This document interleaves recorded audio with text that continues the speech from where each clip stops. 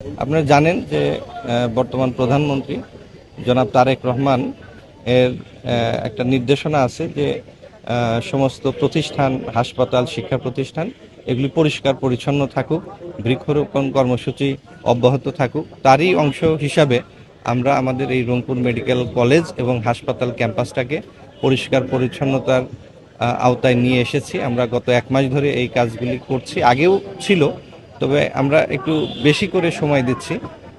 আপনি জানেন যে সামনে ডেঙ্গুর একটা প্রকোপ হতে পারে, তো সেই কারণেও একটা ক্যাম্পাস পরিষ্কার পরিচ্ছন্ন রাখা, জলাবদ্ধতা নিরসন করা, এগুলির ব্যাপারগুলি ছিল। আমরা গত শনিবারে, এই সপ্তাহেরই গত শনিবারে আমরা এটার উপরে একটা কর্মসূচি করেছি মাননীয় পরিচালক মহোদয় রংপুর মেডিকেল কলেজ হাসপাতালে, ওনার উদ্যোগে।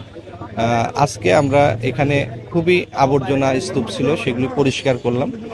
এখানে সর্বস্তরের চিকিৎসক, শিক্ষক, ছাত্রছাত্রী, নার্সেস কর্মকর্তা এবং আমাদের কর্মচারী বৃন্দ সবাইকে নিয়ে আমরা এই পরিষ্কার পরিচ্ছন্নতা কর্মসূচি পালন করছি। একটি হসপিটালকে রোগী বান্ধব করার জন্য প্রয়োজন হলো পরিবেশ উন্নয়ন। তার মধ্যে একটা হলো ময়লা নিষ্কাশন, এলাকাটা পরিষ্কার পরিচ্ছন্নতা করা এবং গাছপালা দিয়ে বনায়ন করা। তো আপনারা জানেন যে আমাদের এখানে যে জনবল আছে সেটা প্রয়োজনের তুলনায় অনেক কম। তারপর এই স্বল্প জনবল দিয়ে আমরা চেষ্টা করে যাই পরিষ্কার পরিচ্ছন্ন করা, কিন্তু সেটা বেশ কষ্টসাধ্য হয়ে যাচ্ছে। সেজন্যই আজকে মেনলি প্রিন্সিপাল উদ্যোগেই, রংপুর মেডিকেল কলেজ প্রিন্সিপাল উদ্যোগেই আসলে এই উদ্যোগটা নেওয়া, এবং আমাদের সহযোগিতা করেছে গণপূর্ত মন্ত্রণালয়, গণপূর্ত বিভাগ। তো ওনাদের সহযোগিতায় আমাদের আজকে এই বৃক্ষরোপণ এবং এলাকা পরিষ্কার পরিচ্ছন্নতার একটি চলমান উদ্যোগের একটি অংশ।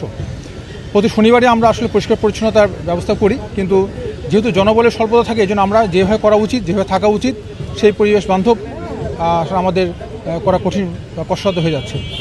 তো এর সাথে সাথে জনগণের উচিত, যেহেতু হসপিটালটা জনগণের জন্যই এবং রোগীদের জন্যই, তো রোগীদের সাথে যারা আসেন, যারা রোগীদেরকে নিয়ে আসেন, রোগীদের সাথে থাকেন, তাদেরকেও আমি অনুরোধ করব যে তারাও যাতে এই সচেতনতার সাথে, এই কাজের সাথে একত্রবদ্ধ হন।